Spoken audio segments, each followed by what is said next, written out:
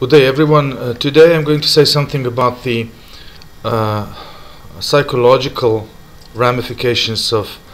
the possibility of nuclear war in Ukraine, namely about a controversial topic, which is why a limited nuclear strike by Russia is increasingly likely as time draws by, and why the West should not respond to that initial limited nuclear strike, which is increasingly likely, namely how to prepare psychologically for what seems increasingly inevitable, and how not to overreact in light of all the devastation and fright which such a strike will likely cause. This discussion is psychological and philosophical as much as it is strategic, because the very eruption of war in Ukraine has been precipitated by serious value incongruences between Russia and the Western world. A long-term, however politically incorrect this may be, I must say, by a long-term neglect of Russia's legitimate concerns, and without justifying the invasion or aggression by the Kremlin, one must try to be objective and simply take into account the fact this is not an entirely unprovoked aggression. This is an aggression which has been in the offing for a long time, and which could have been prevented if more reasonable and more moderate policies had been voiced with regard to Ukraine's potential NATO membership. So what is now happening and what is likely to happen? There's a lot of discussion in the media about Russia and Vladimir Putin having misjudged the situation and having failed on the battlefield, not having advanced as quickly and as efficiently as they likely would have envisaged it. The response by the West has been overwhelming and has been extremely damaging to the Russian society and the economy. With the further tightening of the international isolation of Russia, especially the financial and economic isolation, Russia may easily find itself in an unsustainable situation. And this is, putatively, this is the goal of the Western leaders, to maneuver Putin and the Kremlin in a corner wherefrom they will have no exit and will have to simply surrender. The problem with this type of thinking is philosophical and strategic. Many centuries ago, Sun Tzu, the famous Chinese military leader, wrote this book on the art of war, which has since been used as a sort of paradigm for the training of military leaders and political leaders and even business leaders. And one of the principles that Sun Tzu states and elaborates in this book is that one should never maneuver the enemy into a corner. One should never create a situation where the enemy does not have a face-saving way out of an unfavorable situation, because an enemy who is in that position will fight back with everything they have, and the winning party will encounter incredible losses. And this is what the West is doing now. They are maneuvering Russia into a corner wherefrom Russia has nowhere to escape, and the whole situation is basically a zero-sum game for Russia, because Russia cannot afford to lose this war. They cannot afford not to take control of Ukraine. They cannot afford, obviously, to economically fail completely and to be technologically and financially degraded several decades backwards. So they're increasingly voicing the possibility. The Russian leadership is increasingly explicitly mentioning the term nuclear war, and the Kremlin spokesman Dmitry Peskov has recently refused to rule out the use of nuclear weapons in the Ukraine conflict in his interview with Christiane Amanpour on the CNN. So what will Russia likely do? if the pressure continues, if the supply of weapons to the Ukraine continues, and if Russia is forced to anticipate not being able to fulfill its military objectives in Ukraine, or if it is sufficiently economically, diplomatically, and socially weakened, it is increasingly likely that they will use the tactical nuclear weapon to attack either Ukraine or a neighboring country, which may well be a NATO member. Now, if that happens, this is the so-called warning strike, which is likely to be a small size nuclear ballistic missile, nuclear warhead on a tactical ballistic missile, which will obviously cause considerable radiation and social and environmental and political damage and fallout. But this first strike will basically decide on whether we will have a reconfiguration of the power structure and the creation of a situation for Russia to be able to maneuver itself into a new structure of European peace, or a full-out nuclear war.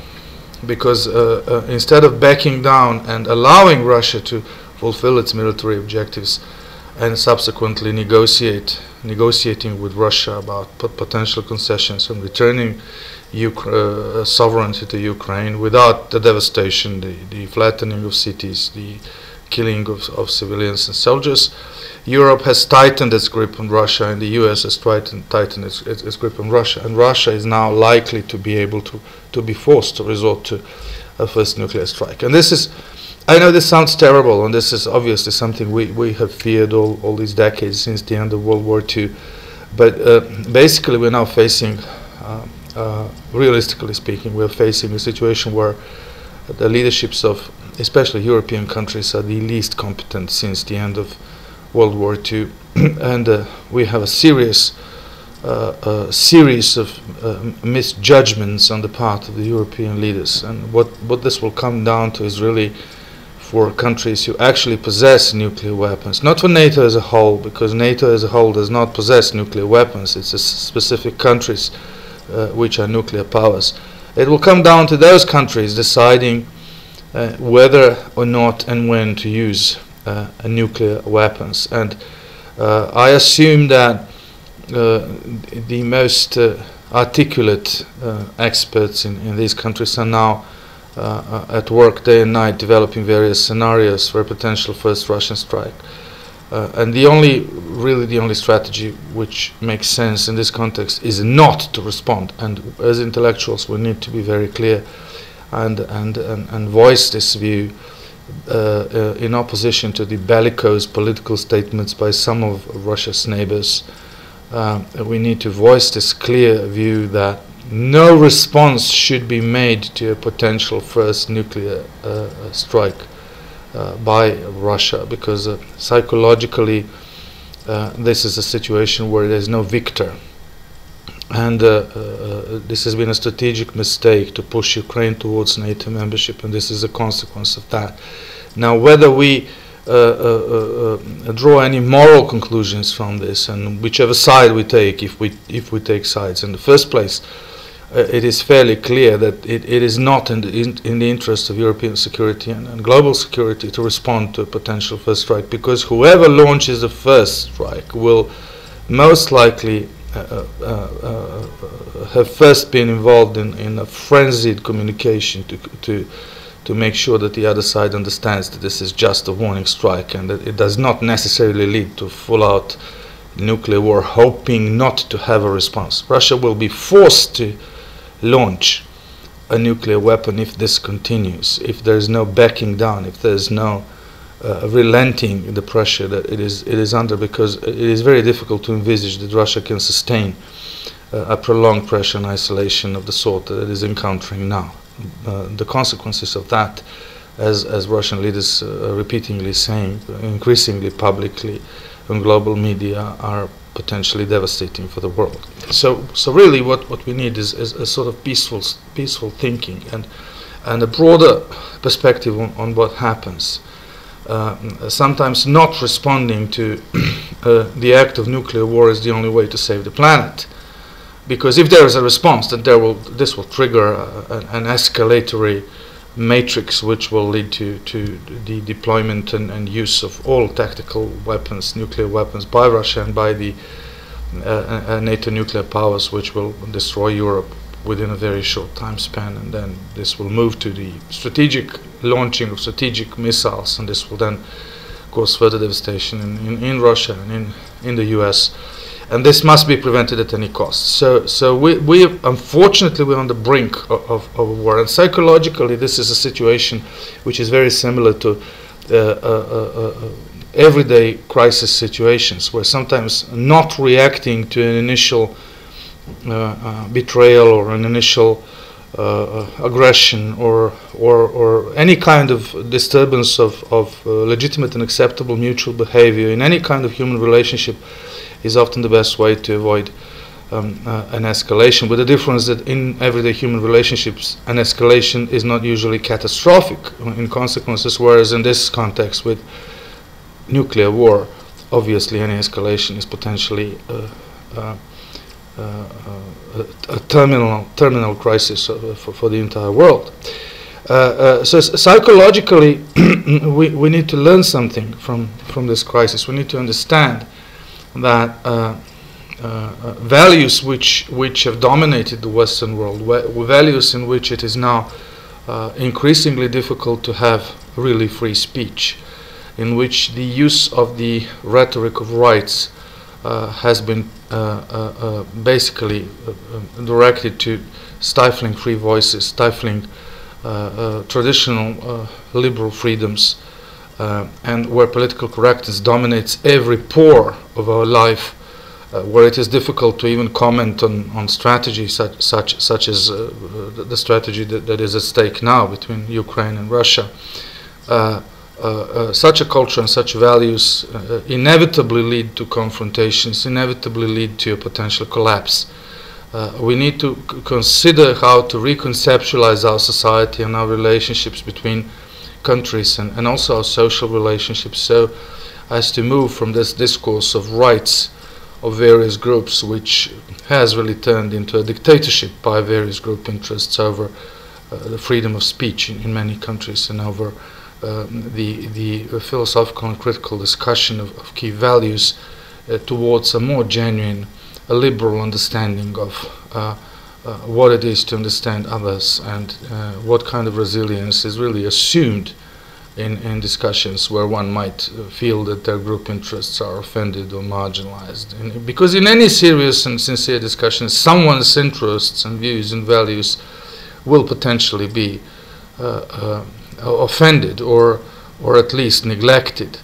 This is part of a democratic discourse, and if we continue to harbor this culture which has led to the domination of a particular set of values and